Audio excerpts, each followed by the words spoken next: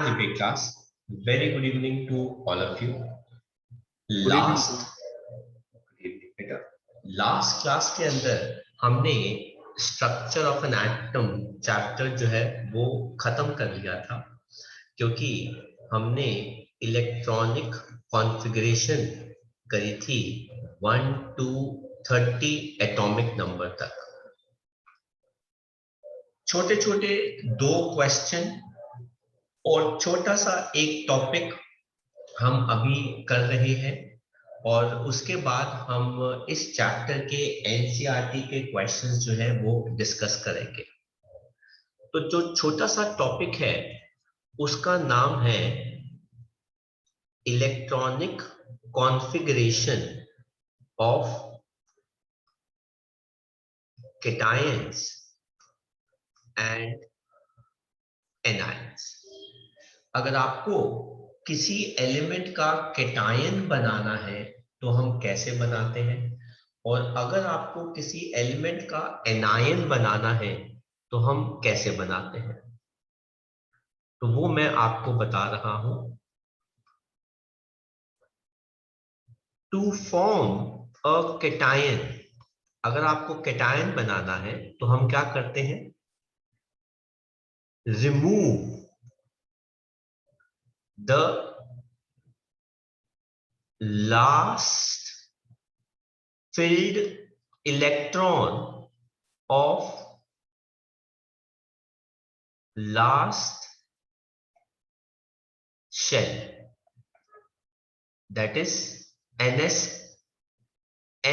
orbital।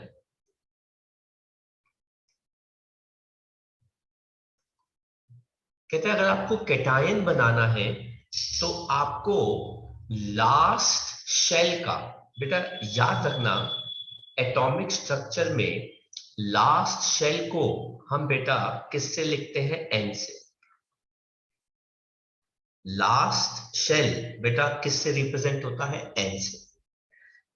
जो second last shell होता है उसको हम एक और नाम से जानते हैं, पेनल्टीमेट शेल। पेनल्टीमेट या सेकंड लास्ट शेल बेटा उसको हम n-1 लिखते हैं, और एक और होता है एंटी पेनल्टीमेट शेल, या फिर कौन सा होता है बेटा, थर्ड लास्ट शेल, उसको हम क्या लिखते हैं, n-2। तो बेटा इन शब्दों का ध्यान से लर्न करना बेटा, क्योंकि बुक्स के अंदर ठीक है आपको ये वर्ड्स जो है वो लिखे हुए मिल सकते हैं। तो बेटा जो लास्ट शेल होता है वो हमेशा n से लिखा जाता है, पेनल्टीमेट शेल जो होता है बेटा वो सेकंड लास्ट शेल होता है, और एंटी पेनल्टीमेट शेल जो होता है बेटा वो थर्ड लास्ट शेल होता है।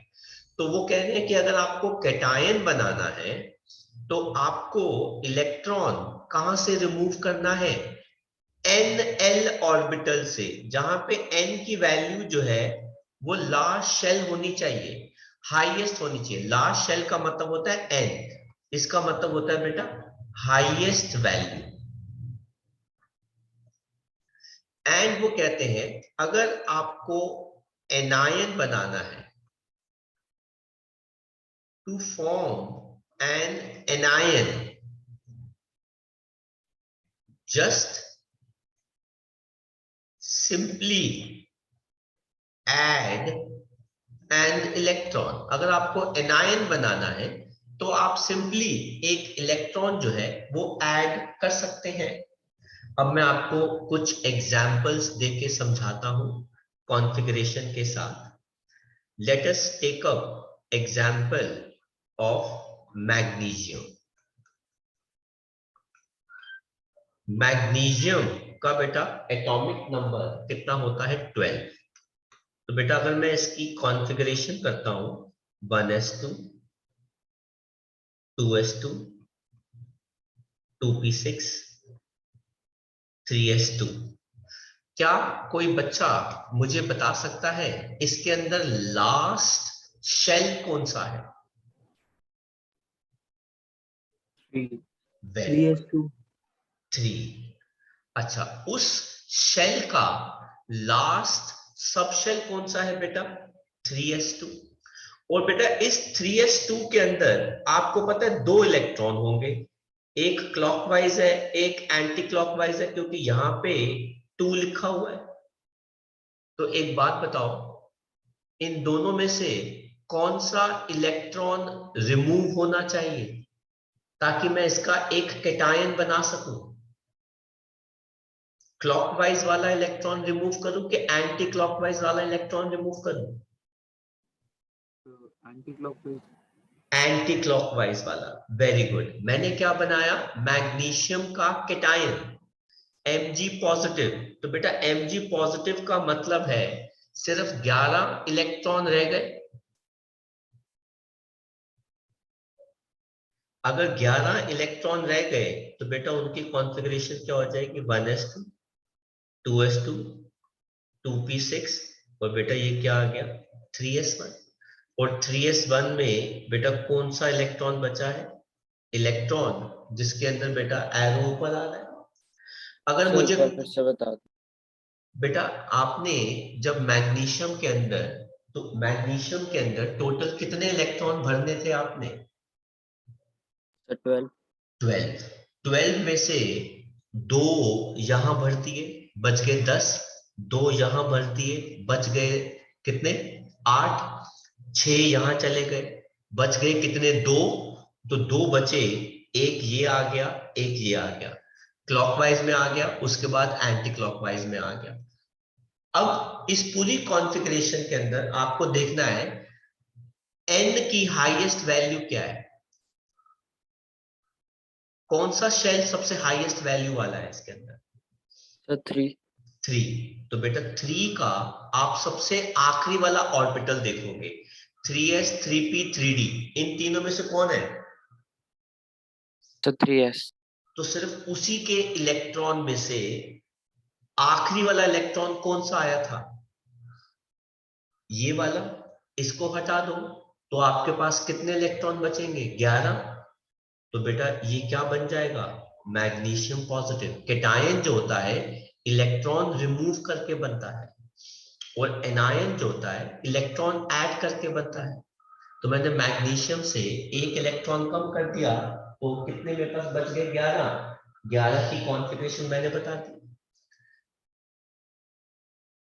अगर मुझे कोई बोले मैग्नीशियम से 2 इलेक्ट्रॉन रिमूव कराने हैं, अगर मैग्नीशियम से 2 इलेक्ट्रॉन रिमूव होंगे तो उसके पास कितने इलेक्ट्रॉन बच जाएंगे? Sir 10. 10. 10।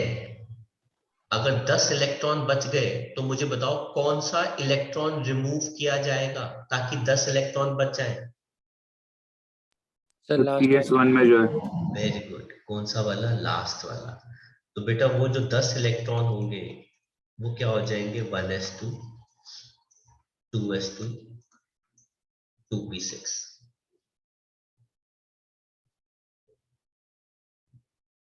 ऐसे ही मुझे किसी ने बोला जिंक, जिसका एटॉमिक नंबर बेटा कितना है? 30। कॉन्फ़िगरेशन क्या होती है? 1s2 2s2 2p6 3s2 3p6 4s2 3d10। अब देखो बेटा, कोई मुझे बता सकता है कि जिंक की वैलेंसी क्या होती है?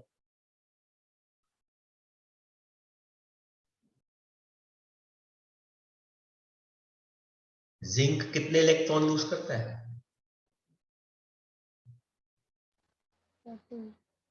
सर 2। Very good. तो बेटा जिंक 2 इलेक्ट्रॉन्स लूज करता है। तो बेटा अगर वो 2 इलेक्ट्रॉन लूज करेगा तो उसके ऊपर चार्ज कितना आ जाएगा बेटा? +2। लेकिन कोई बच्चा मुझे ये बता सकता है कि वो कौन से 2 इलेक्ट्रॉन लूज करेगा?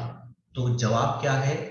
Highest value of shell. देखो कौन से शेल की वैल्यू सबसे ज्यादा आ रही है, कौन से एन की वैल्यू सबसे ज्यादा आ रही है पूरी कॉन्फ़िगरेशन में? 4. Very good. कौन सी आ रही है बेटा? 4। तो बेटा इसमें से इलेक्ट्रॉन रिमूव होंगे क्योंकि ये सबसे बड़ा शेल है, हाईएस्ट वैल्यू ऑफ एन है। इसीलिए बेटा जिंक 2 पॉजिटिव की कॉन्फ़िगरेशन क्या आ जाएगी? 1s2, 2s2, 2p6, 3s2, 3p6 और बेटा 3d10 कितनी आ गई? 3d10। लेकिन एक बच्चे ने कहा कि सर मैं चाहता हूं कि मैं जिंक से एक और इलेक्ट्रॉन रिमूव करा दूं। आई रिपीट,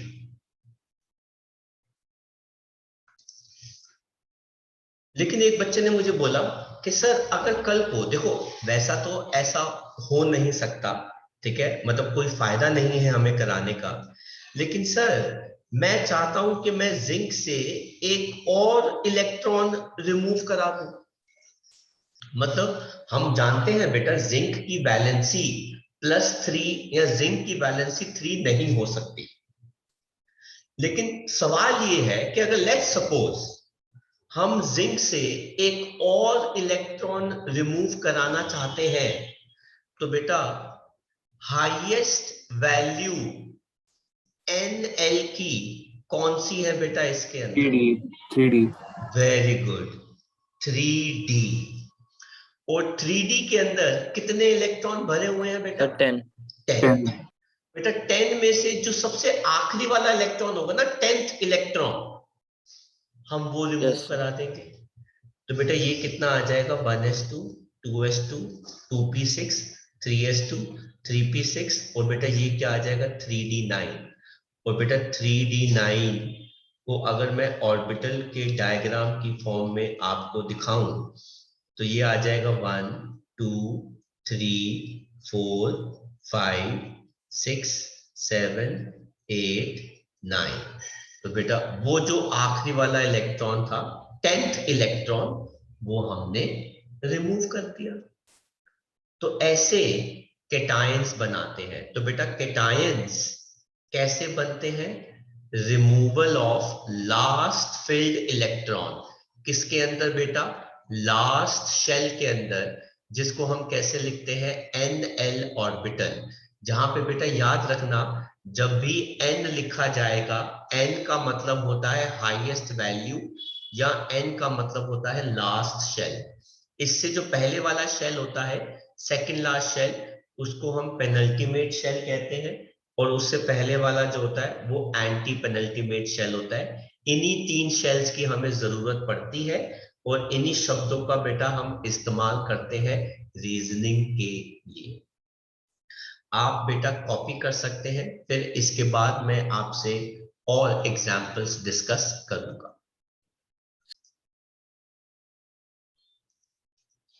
एक दो एग्जाम्पल्स बेटा हम और देखते हैं कैटायन बनाने के। क्रोमियम, बेटा क्रोमियम का एटॉमिक नंबर होता है 24। कॉन्फ़िगरेशन होती है 1s2, 2s2, 2p6, 3s2, 3p6, 4s1, 3d5। अब मुझे किसी ने बोला कि सर क्रोमियम 2 पॉजिटिव बनाना है। हालांकि क्रोमियम 2 पॉजिटिव शो नहीं करता, पर खैर एनीवेज हम जनरल नॉलेज के लिए पढ़ रहे हैं। तो क्रोमियम 2 पॉजिटिव का बेटा मतलब है हमें 2 इलेक्ट्रॉन्स जो है वो लूज करवाने हैं। तो क्या मुझे कोई बच्चा बता सकता है कि वो 2 इलेक्ट्रॉन, पहला इलेक्ट्रॉन कहां से रिमूव होगा? 4s1। वेरी गुड, पहला इलेक्ट्रॉन 4s1 से रिमूव होगा क्योंकि यही हाईएस्ट वैल्यू है शेल की। और दूसरा इलेक्ट्रॉन कहां से रिमूव होगा? 3 में कहां से? 3d5। वेरी गुड, दूसरा इलेक्ट्रॉन कहां से रिमूव हो जाएगा? 3d5 से। 2 इलेक्ट्रॉन रिमूव कराने थे ना, तो हमने हाईएस्ट वैल्यू ऑफ n देखी, हाईएस्ट वैल्यू ऑफ NL, इसके अंदर पहले कौन सी आई? 4s1। लेकिन प्रॉब्लम ये थी कि उसके अंदर था ही सिर्फ एक ही इलेक्ट्रॉन। तो बेटा इसके बाद अगली वैल्यू कौन सी हो गई, जो अगली वैल्यू है वो कौन सी हो जाएगी 3d5, तो उसमें से हमने एक इलेक्ट्रॉन और रिमूव करा दिया, तो ये हमारे पास हो गया 3s2 3p6 और बेटा ये आ गया 3d4। लेकिन एक्चुअली में क्रोमियम जो प्रेफर करता है वो +3 प्रेफर करता है। तो बताओ एक और इलेक्ट्रॉन अगर मुझे रिमूव कराना है तो वो कहां से रिमूव होगा? सर 3D 4 से। से ही होगा, 3d4 से ही होगा। वेरी गुड, 3d4 से, और बेटा ये क्या बन जाएगा 3d3। ऐसे ही मेरे पास एक और एलिमेंट आया कॉपर। कॉपर का एटॉमिक नंबर बेटा कितना होता है 29। 29 के साथ इसकी कॉन्फ़िगरेशन क्या होती है 1s2 2s2 2p6 3s2 3p6 4s1 3d10।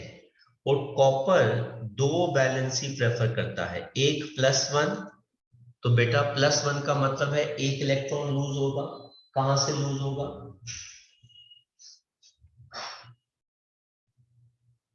Sir 4s से। वेरी गुड, तो ये क्या बन जाएगा 1s2 2s2 2p6 3s2 3p6 3d10। लेकिन कॉपर +2 भी प्रेफर करता है, मतलब एक इलेक्ट्रॉन और रिमूव कराओ, तो वो कहां से रिमूव होगा? सर 3D10 से। तो बेटा इसलिए कॉपर 2 पॉजिटिव क्या बन जाएगा 3d9।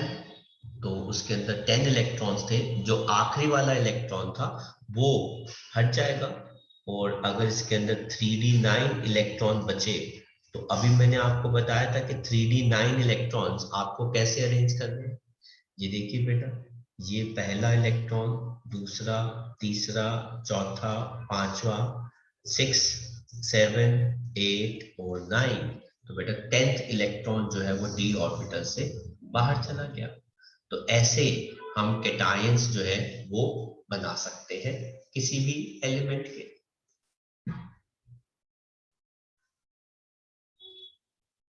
एनर्जी कैसे भरी जाती है?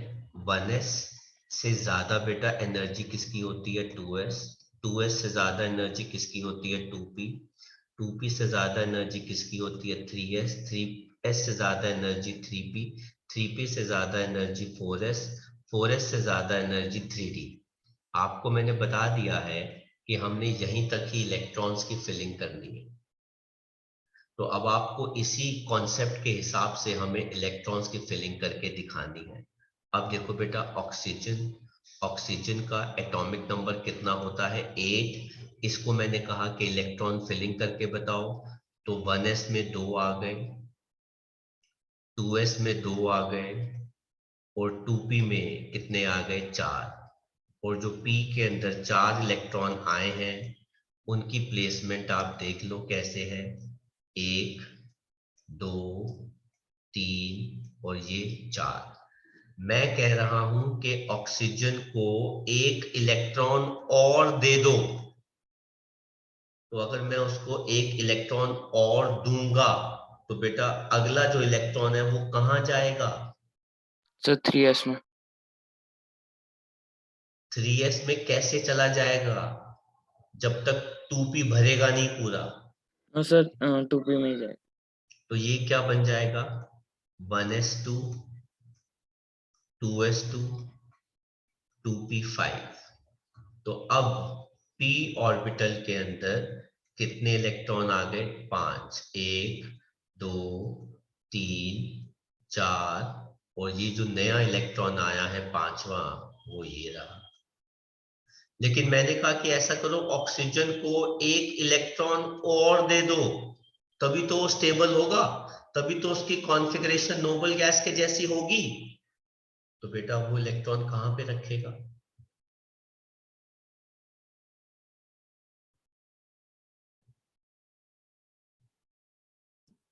सर 2p में ही जाए। वेरी गुड, 2p में ही जाएगा। 1s2 2s2 और वो क्या हो जाएगा 2p6, क्योंकि p के अंदर मैक्सिमम 6 इलेक्ट्रॉन आ सकते हैं। तो 2 इधर आ गए, 2 इधर आ गए, 2 इधर आ गए। चलो मान के चलो यही होता है, लेकिन मान के चलो कि मैंने कहा कि नहीं, मैं ऑक्सीजन को एक और इलेक्ट्रॉन दूंगा जबरदस्ती, तो बेटा वो इलेक्ट्रॉन कहां जाएगा? Sir 4 sorry 3s1। Very good, वो कहां चला जाएगा बेटा? 3s1। अब इसके पास 11 इलेक्ट्रॉन हो गए, तो 11 इलेक्ट्रॉन कैसे आ जाएंगे? 1s2, 2s2, 2p6, और बेटा ये आ गया 3s1। मैंने कहा कि मैं ऑक्सीजन से एक इलेक्ट्रॉन रिमूव करा रहा हूं, तो इसके पास कितने इलेक्ट्रॉन बच गए? 7 इलेक्ट्रॉन। तो वो 7 इलेक्ट्रॉन, कौन सा इलेक्ट्रॉन रिमूव होगा? Sir 3s1। O के पास तो 3s में कोई इलेक्ट्रॉन ही नहीं है। सर 1 हाँ जी, तो आपने कहा 3s में कोई इलेक्ट्रॉन नहीं है, 1 नहीं है क्या? नहीं बेटा, मैं O माइनस से इलेक्ट्रॉन रिमूव नहीं कर रहा, मैं O से इलेक्ट्रॉन रिमूव कर रहा हूं। Sir 2p4। Very good, 2p4 वाला इलेक्ट्रॉन एक लूज करेगा, तो ये क्या बन जाएगा? 1s2, 2s2, और ये क्या बन जाएगा? 2p3। तो बेटा वो 3 इलेक्ट्रॉन कैसे हो जाएंगे? Half fit.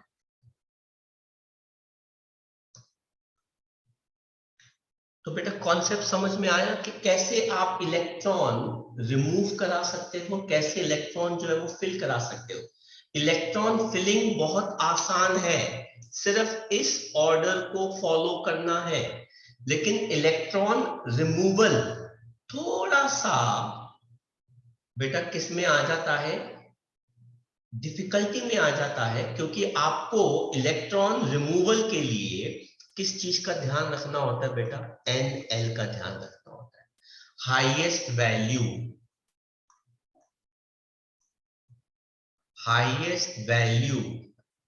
ऑफ NL से इलेक्ट्रॉन रिमूव होगा, क्योंकि इजी होता है, क्योंकि एनर्जी लेस कंज्यूम होती है। एनर्जी, इलेक्ट्रॉन रिमूव कराने के लिए एनर्जी देनी पड़ती है, लगानी पड़ती है। इलेक्ट्रॉन रिमूव करने के लिए एनर्जी लगानी या फिर देनी पड़ती है। और हम जब भी एनर्जी देते हैं या लगाते हैं, तो हम इस उम्मीद में लगाते हैं कि हमारी एनर्जी कम लगे। लेकिन इलेक्ट्रॉन फिलिंग, इलेक्ट्रॉन भरना, बेटा ऑर्डर वही फॉलो होता है। तो ये था इलेक्ट्रॉनिक कॉन्फ़िगरेशन कैटायंस की एंड एनायंस की। तो बेटा अब हम 2 क्वेश्चन आंसर्स कर रहे हैं, जो काफी फेमस क्वेश्चंस हैं और स्कूल में आते हैं। सबसे पहला क्वेश्चन जो आता है वो कहता है right 2 exceptions of Aufbau principle. Chromium and copper. Very good. तो बेटा वो कौन है? Chromium and copper. क्योंकि ऑफ-बाउ प्रिंसिपल बेटा क्या कहता है? वो कहता है कि जब तक लोअर एनर्जी ऑर्बिटल पूरा ना भर जाए, आप आगे नहीं जाएंगे। लेकिन क्रोमियम एंड कॉपर के केस में पहले वाला ऑर्बिटल पूरा नहीं भरता, पर हम आगे इलेक्ट्रॉन भरने शुरू कर देते हैं, क्योंकि हमने कॉन्फ़िगरेशन देखी थी ना क्रोमियम की एंड कॉपर की। और उसी से रिलेटेड दूसरा क्वेश्चन है, वो कहता है why chromium and copper has electronic configuration 4s1 3d5 and 4s1 3d10 but not 4s2 3d4 and 4s2 3d9। Actually configuration ये होनी चाहिए थी एज पर द रूल, पर ये कॉन्फ़िगरेशन नहीं होती, कॉन्फ़िगरेशंस ये होती हैं। तो वही उनका सवाल है कि ऐसा क्यों। चलो पहले हम इनकी कॉन्फ़िगरेशंस को जरा देख लें। क्रोमियम का एटॉमिक नंबर बेटा कितना होता है 24। कॉन्फ़िगरेशन क्या है 1s2 2s2 2p6 3s2 3p6 और बेटा कॉन्फ़िगरेशन जो है वो क्या होनी चाहिए 4s2 और बेटा क्या होनी चाहिए 3d9।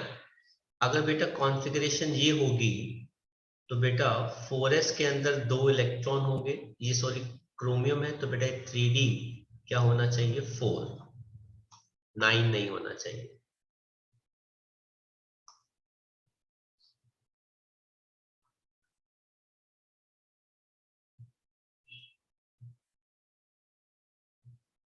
और डी के अंदर 4 इलेक्ट्रॉन होने चाहिए, ठीक है। एंड कॉपर की कॉन्फ़िगरेशन 29, तो बेटा 1s2 2s2 2p6 3s2 3p6 4s2 3d9। तो s के अंदर 2 इलेक्ट्रॉन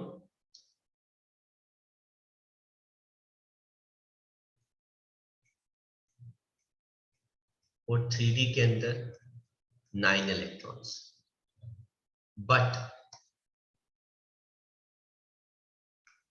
कॉपर की एक्चुअल कॉन्फ़िगरेशन बेटा 24 में बेटा कितनी है 4s1 3d5, 4s के अंदर 1 इलेक्ट्रॉन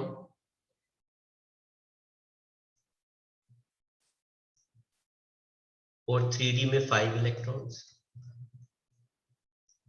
एंड बेटा कॉपर 29 में कितना है same configuration 4s1 3d10, s के अंदर 1 इलेक्ट्रॉन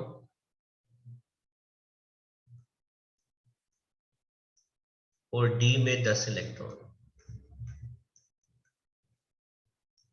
तो वो कह रहा है कि ये वाली कॉन्फ़िगरेशंस क्यों है, मतलब ये कॉन्फ़िगरेशन नहीं है, ये कॉन्फ़िगरेशन नहीं है, ये कॉन्फ़िगरेशन है, ये कॉन्फ़िगरेशन है, तो क्या है इसका आंसर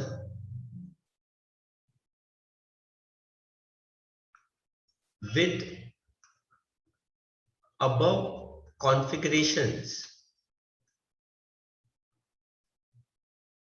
orbitals, ये हो गया बेटा इसका पहला point reason. with above configurations orbitals are either half filled stable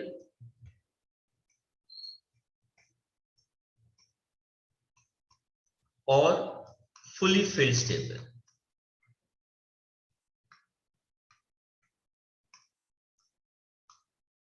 but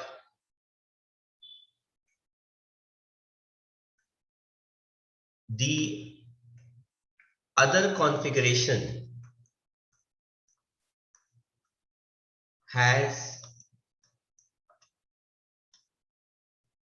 incompletely filled orbitals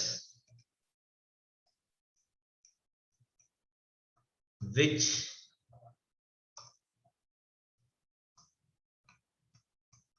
makes them unstable। तो इसीलिए वो ये वाली कॉन्फ़िगरेशन, अबव मतलब ये वाली कॉन्फ़िगरेशन, अदर मतलब रेड वाली कॉन्फ़िगरेशन वो प्रेफर नहीं करते। रेड वाली कॉन्फ़िगरेशन वो प्रेफर नहीं करते, ब्लू वाली कॉन्फ़िगरेशन वो प्रेफर करते हैं, है ना। क्योंकि ब्लू वाली कॉन्फ़िगरेशन के अकॉर्डिंग ऑर्बिटल्स या तो हाफ फिल स्टेबल है या फिर फुली फिल स्टेबल है। पहला पॉइंट। दूसरा point, with half filled or fully filled orbitals, electron can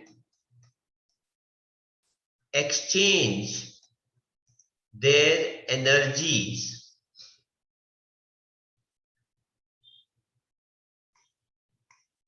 between orbitals, between degenerated orbitals,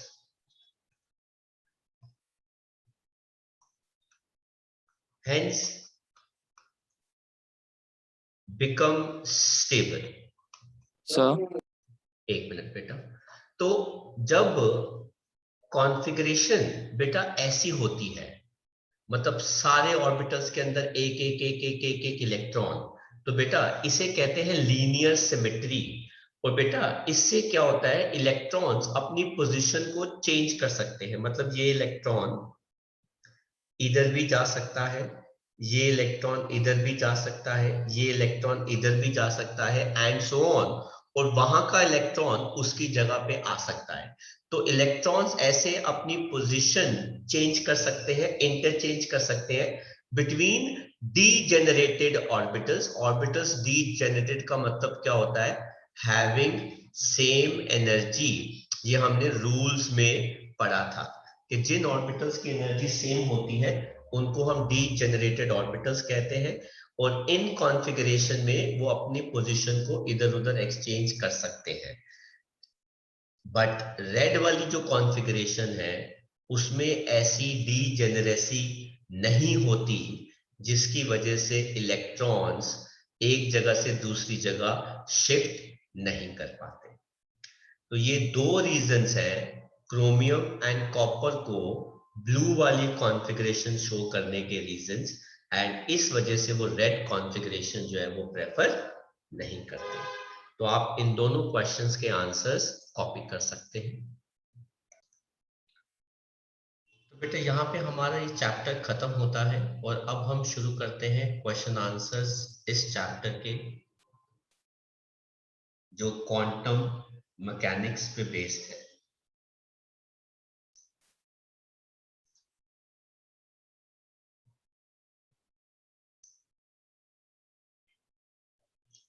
कुछ क्वेश्चंस पहले हैं और फिर कुछ क्वेश्चंस जो है उन्होंने बाद में दे रखे हैं। तो let us start with the first question, और वो है क्वेश्चन नंबर 22। जहां से हमारे क्वांटम मैकेनिक्स के क्वेश्चंस जो है वो शुरू होते हैं। क्या कहता है क्वेश्चन, कहते हैं which of the following are isoelectronic species. Isoelectronic species का मतलब होता है which have same number of electrons, है ना। तो जिनके इलेक्ट्रॉन्स जो है वो क्या है, सेम है। अब देखो बेटा, Na पॉजिटिव, Mg2 पॉजिटिव, इन दोनों के पास 10 इलेक्ट्रॉन होते हैं और इनकी कॉन्फ़िगरेशन क्या होती है, 2s। ऐसे ही बेटा potassium positive, sulphide 2-, calcium 2 positive और आर्गन, इनके पास 18 इलेक्ट्रॉन्स है बेटा विद कॉन्फ़िगरेशन 288। ठीक है, तो ये हो गया हमारा क्वेश्चन नंबर 22। क्वेश्चन नंबर 23 कहता है right the electronic configuration of H negative. अब जरा ध्यान से देखना बेटा, H नेगेटिव का मतलब है इसने एक इलेक्ट्रॉन गेन कर लिया, कुल मिला के इसके पास 2 इलेक्ट्रॉन हो गए, तो बेटा कॉन्फ़िगरेशन क्या हो जाएगी, 1s2। कहता है Na पॉजिटिव, बेटा Na पॉजिटिव के पास 10 इलेक्ट्रॉन है, O2- के पास भी 10 इलेक्ट्रॉन है और F- के पास भी 10 इलेक्ट्रॉन है। जब सभी के पास 10 इलेक्ट्रॉन है तो बेटा कॉन्फ़िगरेशन क्या हो जाएगी, 1s2 2s2 2p6। 10 इलेक्ट्रॉन्स के साथ कॉन्फ़िगरेशन जो है वो ये हो जाती है। तो फर्स्ट पार्ट का आंसर आपको यहाँ पे मिल गया। सेकंड पार्ट में कहता है what are the atomic numbers जिनके आउटर मोस्ट इलेक्ट्रॉन बेटा ये हैं। अब बेटा चेक करना है कि 3s1 किसका होता है। अब जरा ध्यान से देखो 3s1 कब आएगा। सर फिर से बता दो उसका फर्स्ट। पहले एक मिनट, पहले 1s2 है ना, कहते हैं 3s1 कब आएगा बेटा। 3s1 तक हमें इलेक्ट्रॉन ले जाने हैं। इलेक्ट्रॉन कैसे फिलिंग होते हैं 1s2, 1s2 के बाद इलेक्ट्रॉन फिलिंग कैसे होती है बेटा, उसके बाद कहां जाएगा 2s2, 2s2 के बाद 2p आता है जिसके अंदर 6 इलेक्ट्रॉन आते हैं, और बाद में आता है बेटा 3s1 जिसके अंदर एक इलेक्ट्रॉन आएगा। तो कुल मिला के बेटा कितने इलेक्ट्रॉन होंगे इसके अंदर 2 4 6 10 और एक 1 11 एटॉमिक नंबर के साथ एलिमेंट कौन होता है सोडियम। ऐसे ही बेटा बी पार्ट देखेंगे, वो कहता है 2p3।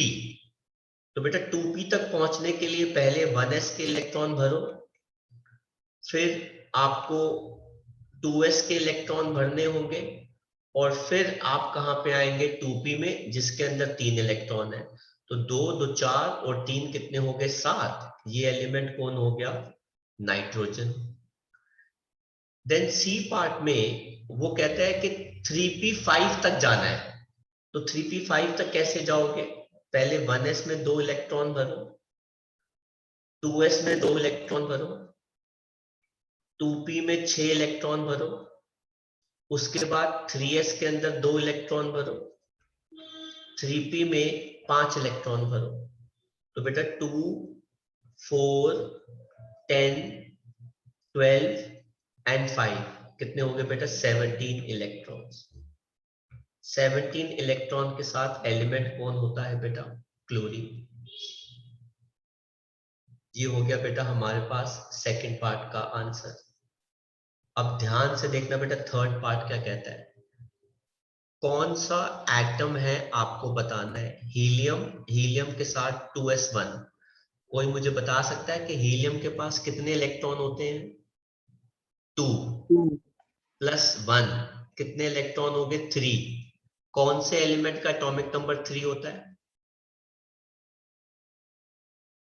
Sir lithium. लिथियम।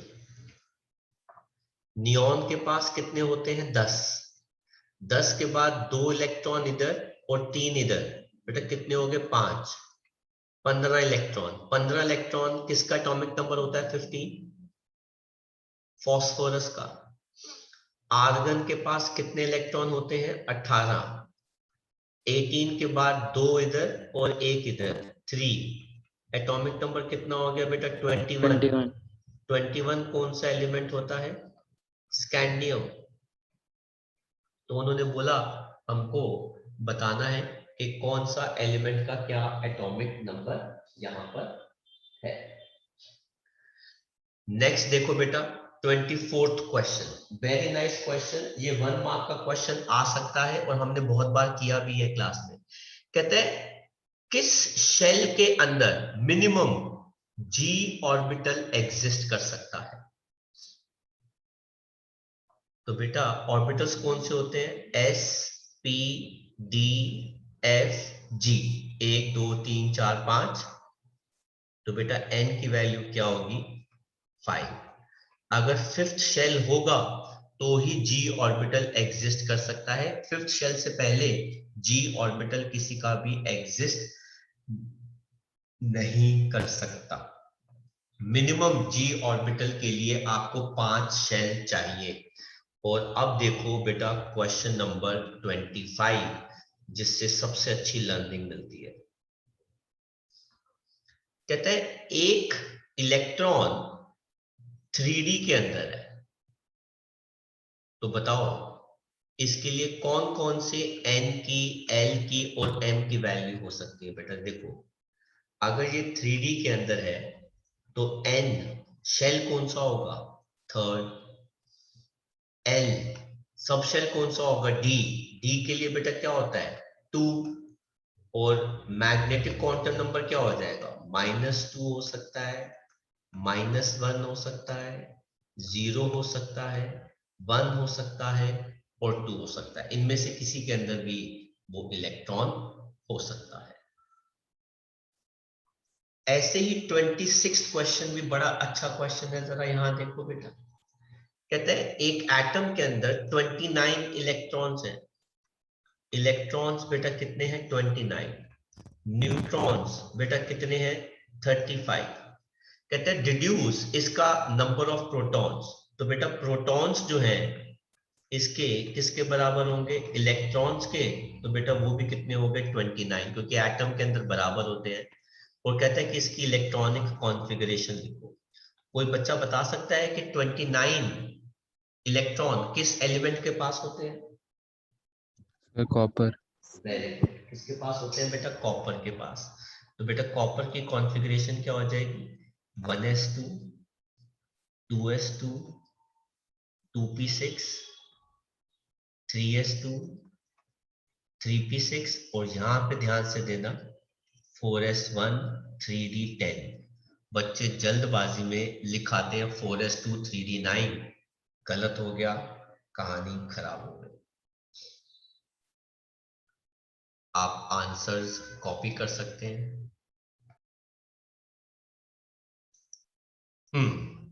तो बच्चों अगले इंपॉर्टेंट क्वेश्चंस जो हैं वो हम करने वाले हैं।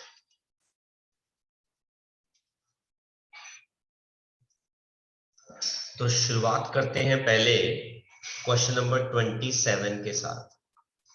ठीक है, ये तो ऐसे एक जनरल नॉलेज का क्वेश्चन है। 27 कहते हैं give the number of electrons in H2 positive. अच्छा, अब जरा मुझे कोई बच्चा बता सकता है कि अगर लेट्स सपोज मैं इन टर्म्स इस H2 को अगर स्प्लिट कर दूं, इनको अलग अलग कर दूं, तो ये किस किस के बने होंगे? मैं आपको बता रहा हूं। H2 पॉजिटिव किसका बना होगा? H का बना होगा और H पॉजिटिव का बना होगा। लॉजिक समझ में आया बेटा मैंने क्या किया है? बेटा H2 पॉजिटिव कैसे आया होगा? बेटा एक H एटम को और एक H पॉजिटिव कैटायन को जब जोड़ दोगे, मिला दोगे, तो H2 आ जाएगा। अब हाइड्रोजन के पास एक इलेक्ट्रॉन होता है और ये वाला हाइड्रोजन जो है अपने इलेक्ट्रॉन लूज करके बैठा हुआ है। तो बेटा कुल मिला के इसके पास कितने इलेक्ट्रॉन हो गए? एक इलेक्ट्रॉन। ऐसे ही H2 किससे बनता है? H2 बनता है दो H एटम को मिलाकर। इसके पास भी एक इलेक्ट्रॉन है, इसके पास भी एक इलेक्ट्रॉन है, तो दोनों को मिलाकर इलेक्ट्रॉन्स कितने हो गए? दो। और अब देखो बेटा O2 पॉजिटिव कैसे बना होगा? ये बना होगा ऑक्सीजन और ऑक्सीजन के कैटायन को मिलाकर। ऑक्सीजन के पास कितने इलेक्ट्रॉन होते हैं बेटा? 8। और O पॉजिटिव के पास बेटा कितने इलेक्ट्रॉन हो जाएंगे? 7, क्योंकि एक इलेक्ट्रॉन कम हो जाएगा। तो बेटा इसके पास कुल मिला के कितने इलेक्ट्रॉन हो गए? 15। तो ये हो गया हमारा 27th क्वेश्चन। 28th क्वेश्चन मैं राइट साइड पे कर रहा हूं। इसका पहला पार्ट कहता है अगर n की वैल्यू 3 है तो बताओ L की वैल्यूज क्या क्या हो सकती हैं? तो बेटा अगर n की वैल्यू 3 है, L क्या हो सकता है? 0 1 2। और m क्या क्या हो सकता है? 0 -1 0 +1 -2 -1 0 +1 +2। ये सारी वैल्यूज हो गई पहले पार्ट की। दूसरे पार्ट में वो हमसे क्या पूछ रहे हैं? List the quantum numbers ml magnetic quantum number और ऑर्बिटल्स ऑफ 3D। तो बेटा अगर हमारे पास 3D है तो इसका मतलब है n की वैल्यू कितनी हो गई? 3। तो बेटा L की वैल्यू कितनी हो जाएगी? 2, जो बेटा d ऑर्बिटल हो गया। और m की वैल्यू कितनी हो जाएगी? -2 -1 0 +1 +2। तो ये वही क्वेश्चन का रिपीटेड हो गया बेटा। और थर्ड पार्ट में वो हमसे पूछ रहा है कि बताओ इसमें से कौन कौन सा ऑर्बिटल पॉसिबल है। क्या 1p पॉसिबल है? No, sir. Very good. 2s possible है? Yes, sir. Yes, sir. 2p possible है? Yes, Yes, sir. sir. Yes, sir. 3f possible है? No, sir. No, sir. नहीं पॉसिबल है। Very good. अब आता है हमारा अगला बहुत ही इंपॉर्टेंट क्वेश्चन। ठीक है, 28th भी वेरी नाइस क्वेश्चन, 29th भी very nice question and 30th is also very nice question. 29th में कहता है एसपीडी नोटेशन से बताओ ये कौन से ऑर्बिटल है। बेटा n की वैल्यू 1 है, l की वैल्यू 0, तो ये कौन सा ऑर्बिटल होगा? 1s। समझ में आया कैसे करना है? Yes, sir. तो जरा बताओ, n की वैल्यू 3 है और l की वैल्यू 1 है, तो ये कौन सा ऑर्बिटल हुआ? Sir, 3p. Very good, 3p। n की वैल्यू 4 है, l की वैल्यू 2 है, तो ये कौन सा ऑर्बिटल हुआ? Sir, 4d. So 4D. Very good, 4d। और n की वैल्यू 4 है, l की वैल्यू 3 है, तो ये कौन सा हुआ? कौन सा? Sir, 4f. वेरी गुड, ये कौन सा हो गया? 4f। ठीक है, अब बेटा आप यहां पर ध्यान दो, आप अपने पेन को थोड़ी देर आराम करने के लिए छोड़ दीजिए और यहां पर आंख, नाक, कान और दिमाग से देखिए क्वेश्चन नंबर 30, क्योंकि ये आपके एग्जाम में जरूर आएगा। सबसे पहले हम देख रहे हैं ए पार्ट। उनका सवाल है, बताना है गिविंग रीजन कि कौन से set of quantum numbers possible नहीं है। ठीक है, मतलब कुछ पॉसिबल है और कुछ पॉसिबल नहीं है। वो कह रहा है कि हमारे पास एक ऐसा एलिमेंट है जिसके पास n की वैल्यू 0 है, मतलब शेल ही नहीं है, तो बेटा not possible.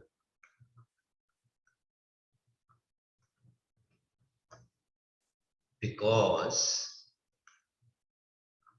every element at least has one shell। तो ऐसा कोई एलिमेंट है ही नहीं हम बोलें कि उसके पास शेल ही नहीं है, तो ये पॉसिबल ही नहीं है। आगे बढ़ते हैं, कहते हैं अगर शेल किसी का 1 हो तो उसके अंदर l की वैल्यू 0 का बेटा मतलब होता है s एग्जिस्ट कर सकता है। मतलब Yes, वो sir. कह रहे हैं 1s Yes, एग्जिस्ट कर सकता है, बिल्कुल कर सकता है। जैसे ही 1s एग्जिस्ट किया बेटा मैंने एक डब्बा बना दिया, ये देखो। अच्छा, अगर l की वैल्यू 0 हो तो m की वैल्यू 0 हो सकती है, बिल्कुल Yes, हो sir. सकती है। Yes, ये sir. देख लो बेटा, ये देखो, देखो l की वैल्यू 0 है तो m की वैल्यू 0 हो सकती है, बिल्कुल हो सकती है, ये भी सही है। अच्छा, उसके अंदर एक इलेक्ट्रॉन जिसके पास एंटी क्लॉकवाइज स्पिन हो, मतलब ये वाली स्पिन हो, ये आ सकता है, No, sir. बिल्कुल Yes, sir. No, आ sir. सकता है। No, लेकिन कंडीशन अप्लाई, उससे पहले एक और इलेक्ट्रॉन आना चाहिए। समझ में आया मेरा लॉजिक? Yes, sir. तो बेटा ये उसके अंदर किस इलेक्ट्रॉन की बात कर रहे हैं? इस इलेक्ट्रॉन की बात कर रहे हैं। ये 1s के अंदर पहले इलेक्ट्रॉन की बात नहीं कर रहे, ये 1s के अंदर सेकंड इलेक्ट्रॉन की बात कर रहे हैं, इसलिए बेटा यस ये पॉसिबल है। लॉजिक समझ में आया बेटा हमने कैसे करना है क्वेश्चन को? एक और एग्जांपल देखो, आपको थोड़ा सा और अच्छा समझ में आएगा बेटा। सी पार्ट कहते हैं एक एलिमेंट है जिसके पास एक ही शेल है, बिल्कुल ऐसा हो सकता है, और उसमें L की वैल्यू 1 है, मतलब P है, 1p। पॉसिबल है ये? No, sir. Not possible. हमने अभी पढ़ा है कि 1p तो पॉसिबल ही नहीं है, नॉट पॉसिबल। क्यों भाई? Because first shell can have only one subshell, और वो भी कौन सा वाला? S. That is S. Very good. और अब हम चलते हैं बेटा फोर्थ पार्ट पे। कहता है सेकंड शेल है किसी एलिमेंट के पास, चलो बेटा हमने सेकंड शेल लिख दिया। अच्छा, उसके साथ L की वैल्यू 1 है, मतलब 2p। भाई 2p पॉसिबल है? Yes, sir. यस बेटा 2p पॉसिबल है। तो देखो बेटा मैंने p ड्रॉ कर दिया, क्योंकि इसके अंदर 3 होते हैं। इसे कहते हैं बेटा -1, इसे क्या कहते हैं 0, 0, और इसे क्या +1. कहते हैं बेटा +1। अच्छा, 1 के अंदर बेटा वो कह रहा है m की वैल्यू 0, इसका मतलब है बेटा वो इसकी बात कर रहा है, समझ में आया? और इसमें वो कह रहा है इलेक्ट्रॉन एंटी क्लॉकवाइज स्पिन के अंदर होना चाहिए, मतलब इलेक्ट्रॉन ऐसे होना चाहिए। लेकिन बेटा इलेक्ट्रॉन ऐसे तभी हो पाएगा जब इसके अंदर 2 इलेक्ट्रॉन इधर आएंगे, एक इधर आएगा और एक इधर आएगा, मतलब ये 2p के अंदर 5th इलेक्ट्रॉन की बात कर रहे हैं। आई रिपीट, ये 2p के अंदर 5th इलेक्ट्रॉन की बात कर रहे हैं। यस, ये पॉसिबल है, क्योंकि 2p के अंदर 6 इलेक्ट्रॉन मैक्सिमम आ सकते हैं। ये तो अभी 5th इलेक्ट्रॉन की बात कर रहे हैं। Very nice question. इसके अभी 2 पार्ट्स और भी हैं जो हमने करने हैं, तो आप ये कॉपी कर लीजिए, फिर हम आगे बढ़ेंगे।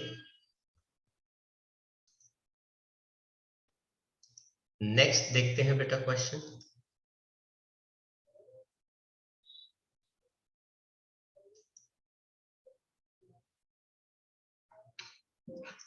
इसी का ई part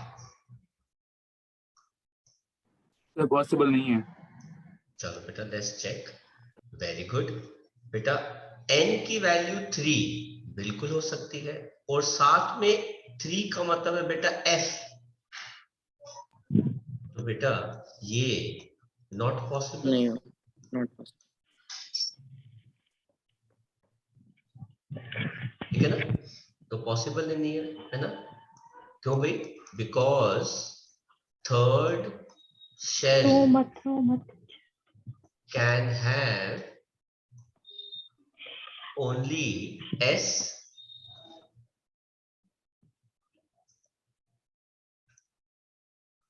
p and d orbitals। f orbital हो ही नहीं सकता उसके अंदर। अब हम बात करते हैं बेटा f की। n की वैल्यू 3 हो सकती है, बिल्कुल हो सकती है। l की वैल्यू 1, मतलब 3p। जैसे ही बेटा 3p आ गया, आप 3p ऑर्बिटल ड्रॉ कर दीजिए। अब आपको पता है कि 3p में ये वाला कितना होता है -1, ये कितना होता है 0, और ये कितना होता है +1। और वो कह रहा है m की वैल्यू 0, मतलब वो इसकी बात कर रहा है। और इसमें वो कह रहा है इलेक्ट्रॉन पॉजिटिव स्पिन के साथ वो ऐसे आएगा, तो बेटा इससे पहले भी तो एक इलेक्ट्रॉन आना चाहिए। इसका मतलब है वो 3p के अंदर सेकंड इलेक्ट्रॉन की बात कर रहा है। देन हमारे पास आ गया बेटा क्वेश्चन नंबर 31। कहते हैं हाउ मेनी इलेक्ट्रॉन्स एक एटम के अंदर होते हैं जिनके फॉलोइंग क्वांटम नंबर है। अब देखो बेटा n की वैल्यू 4, अगर n की वैल्यू 4 है तो l क्या हो सकता है 0, 1, 2, 3। आपको इसके अंदर इलेक्ट्रॉन्स पता लगाने हैं कितने होंगे नेगेटिव स्पिन के साथ। तो बेटा m क्या हो जाएगा 0, ये हो जाएगा -1, 0 + 1, ये हो जाएगा -2, -1, 0 + 1 + 2, ये हो जाएगा -3, -2, -1, 0 + 1 + 2 + 3, और बेटा ये क्या आ जाएगा स्पिन। अब बेटा इसके अंदर 2 इलेक्ट्रॉन आ गए, इसके अंदर भी 2 आ जाएंगे, इसमें भी 2 आ गए, इसमें भी 2 आ गए, फिर 2, 4, 6, 8, 10, 2, 4, 6, 8, 10, 12, 14। उन्होंने बोला है कि हमको वो इलेक्ट्रॉन पता लगाने हैं जिनकी एंटी क्लॉकवाइज स्पिन हो। तो देखो बेटा एक ये रहा, 2, 3, 4, 5, 6, 7, 8, 9, 10, 11, 12, 13, 14, 15, 16। तो 16 इलेक्ट्रॉन्स विद कौन सी स्पिन? -12 स्पिन, है ना। ये आ गया बेटा किसका आंसर? ए पार्ट का। ऐसे ही बेटा उन्होंने बी पार्ट पूछा है, n की वैल्यू 3। अगर n की वैल्यू 3 है, वो सिर्फ l की वैल्यू 0 चाहते हैं। तो अगर l की वैल्यू 0 चाहते हैं तो m की वैल्यू भी 0 हो जाएगी। 0 तो बेटा इलेक्ट्रॉन्स कितने आ जाएंगे उसके अंदर? 2 इलेक्ट्रॉन्स। 2 तो बेटा ये कितने आ गए? Maximum 2 electrons. ये हो गया बेटा क्वेश्चन, ठीक है। तो हमने ये क्वेश्चन भी कर लिया, ये भी हमने कर लिया था बेटा, ये भी हमने कर लिया। एक 34th क्वेश्चन रह गया है। एक्सक्यूज मी सर, हाँ जी बेटा। सर 31 का फर्स्ट पार्ट एक बार फिर से समझा दीजिए। बेटा वो कहते हैं कि 4th शेल के अंदर कितने इलेक्ट्रॉन्स हैं जिनका स्पिन हाफ है। तो बेटा 2n² कर दो, तो 2n² से कुल मिला के 32 इलेक्ट्रॉन 4th शेल के अंदर होते हैं। ये रहे 32 इलेक्ट्रॉन्स, जिसमें से आधों की स्पिन पॉजिटिव होगी, आधों की स्पिन नेगेटिव होगी। तो बेटा 16 की स्पिन नेगेटिव है और बेटा बाकी 16 इलेक्ट्रॉन्स होंगे विद पॉजिटिव स्पिन होंगे। ये हमको उन्होंने पूछा है निकालने के लिए, ओके सर। है ना। देन बेटा 34th क्वेश्चन देखो, हीलियम पॉजिटिव से एक इलेक्ट्रॉन निकालने की आयोनाइजेशन एनर्जी निकालनी है। बेटा आयोनाइजेशन एनर्जी किसी भी शेल में निकालने का फॉर्मूला क्या सर होता है? 32 और 33 नहीं करना? वो कर चुके हैं बेटा हम। Okay energy infinity minus energy of shell. तो बेटा ये क्या होता है? 0 माइनस ये वैल्यू कितनी होती है? -2.18 into 10⁻⁻18 into z² upon n² joule पर एटम। तो ये पूरा कितना आ जाएगा सॉल्व करके? 2.18 इंटू 10⁻⁻18। बेटा सिंस हीलियम है, एटॉमिक नंबर इसके लिए बेटा कितना होता है? 2²। और हीलियम के पास शेल एक ही होता है, ठीक है। तो अब आप इसको मल्टीप्लाई कर देंगे, ये आ जाएगा 4। तो 4 8 32, 2 4 1 4 7, 8.72 इंटू 10⁻⁻18 जूल पर एटम। ये आ जाएगी बेटा आयनाइजेशन एनर्जी की वैल्यू। तो हमने सारे क्वेश्चंस यहां तक कर लिए। 4-5 क्वेश्चन आंसर्स बचे हैं इस चैप्टर के, जिनको हम अब नेक्स्ट क्लास में कंटिन्यू करेंगे। इस लेक्चर में हम इतना ही आज डिस्कस करेंगे। आप पहले कॉपी कर लीजिए।